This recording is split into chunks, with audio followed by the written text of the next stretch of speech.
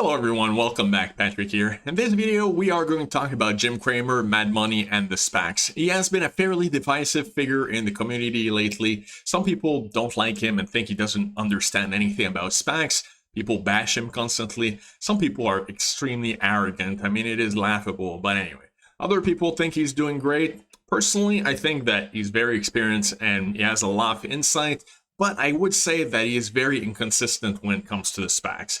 So the reason specifically why I want to talk about him today is that he's been very active on Twitter and responding to people.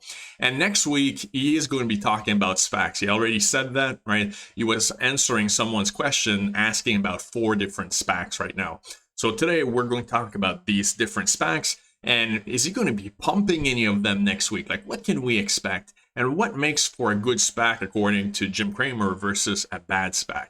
So I hope you guys enjoyed this video. I hope you learned something and it helps you figure out like how they're going to play out next week.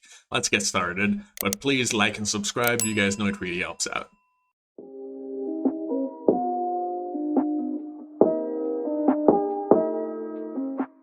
All right, friends, we're going to talk about a few different things related to Cramer and the show.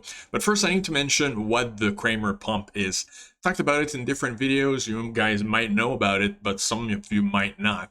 So in my opinion, the Cramer Pump is one of the CEO goes on the show or he highlights one of these SPACs. Well, it usually tends to really put a big spotlight on the company to a wide audience that might not know about it otherwise. And that tends to really help the share price. One of the main reasons for that is that a lot of these SPACs have what's called a low float, right? So a low float is that there's not that many shares in circulation, and most of the shares are controlled by the institutions that bought at the IPO price and are kind of locked into their position, so they can buy and sell. So that means that there's only a small number of shares that are floating around, and that makes it so the stock is much more volatile. When people are excited about stock, the share price rises very rapidly, and when people are like not excited about the stock, then it starts crashing. So this is what happened with NGA, in my opinion, right? So they announced that the CEO was going to go on the show, and then if you notice, like the steep increase in the share price. Now, don't get me wrong, with Lion Electric, it's a very interesting case because since the beginning, since they announced the merger, we already liked the company. They already had some momentum, right? When I did my review, we didn't know who the mystery partner was. And of course, when it was revealed that it's Amazon, like everyone, of course, was very excited about the company.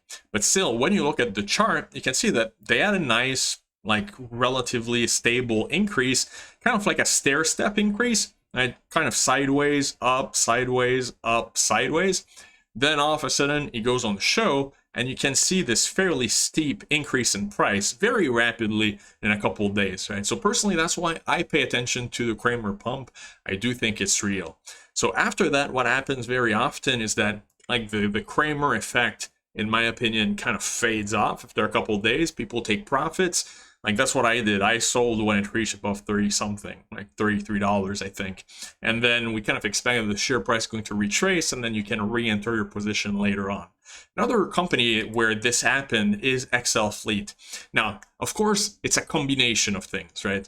The merger was December 22nd or December 21st, something like that. So, of course, that really helped the share price go up. But this is one of the companies that went on Cramer a couple days before that, on the 18th, I believe. And he mentioned that he liked the company, right? And he gave a price target for it and all of that. So he gave basically his Cramer seal of approval. Then after that, they merge, and all of a sudden, the company goes from mid like 15s all the way up to $35. And since then, after the merger, look at how much it retraced all the way back to, let's see, $17 so far. So it's kind of a temporary thing, but in my opinion, it's real, and that's why we have to pay attention to it. So now let's get into some of the latest tweets that he has. Since I believe in the Cramer Pump, I kind of pay attention to what's going on and which companies are going to go on the show. So here he says in this tweet that he's currently recharging and he's going to be putting out a list of worthy SPACs. So he had a back injury, but he's going to be back on the show next week. And then in this tweet, someone asked him, do you invest in SPACs pre-merger? If yes, please look into BFT, pay safe. IPOE SoFi, he hasn't covered either of those yet. NGA Lion Electric, he already did, as I showed you earlier. And then THBR Indy. So your thoughts are welcome, blah, blah, blah. So this is where all the money is, referring to pre-merger SPACs, which we can all agree with that.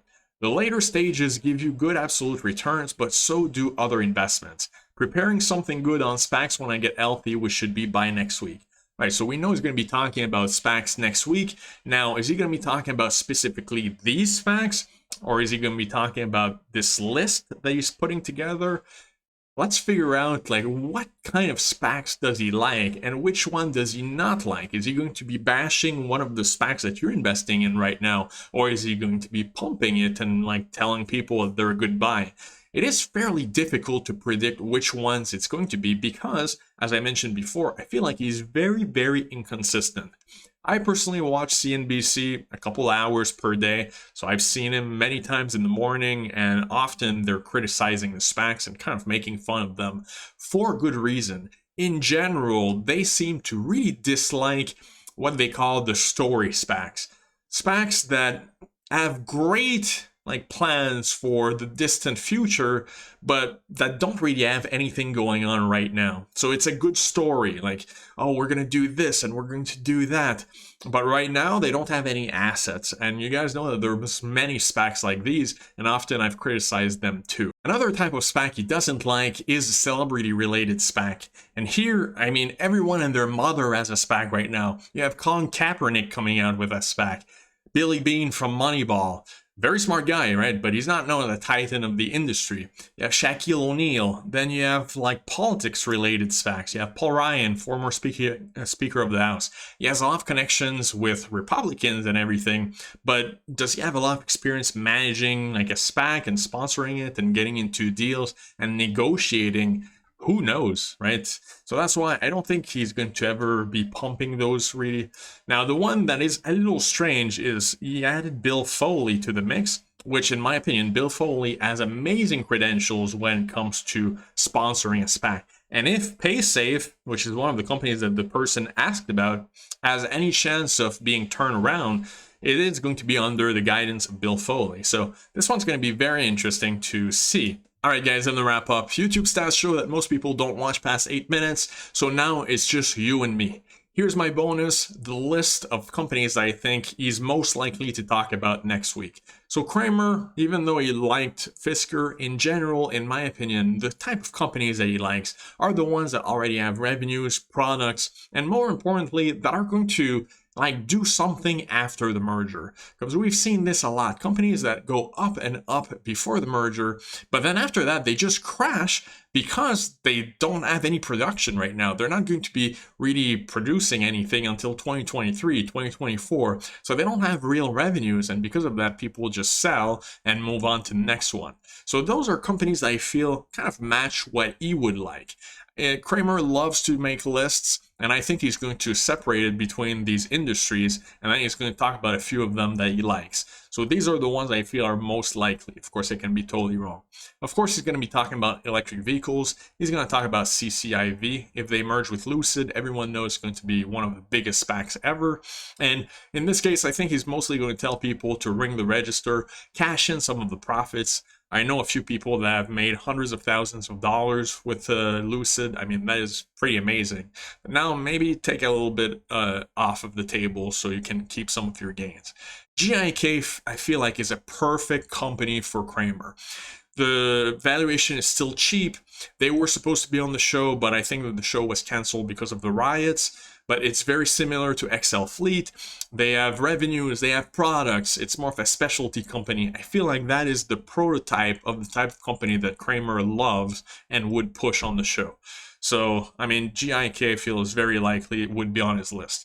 Then you have NGA Proterra. No need to really explain. Those are some of the bigger electric vehicle companies out there that people have a lot of hope for. Then batteries and energy is another sector that would probably be one of his lists. He already talked about STPK, so I don't think he would talk about it a lot again, but I do think that he would mention them. Then, of course, you have THCB, Microvast. I feel like this one is a must.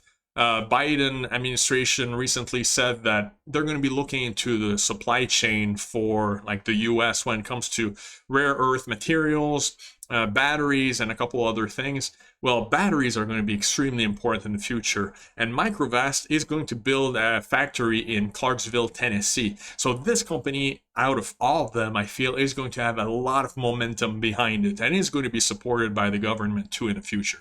So I'm pretty confident that you would talk about THCB Microvast. I forgot to mention here, we can put it in LiDAR or maybe batteries. I'm not sure exactly. More like semiconductors. THBR, as I talked about earlier, Indie Semiconductor, could possibly put it on one of his lists. I'm not quite sure.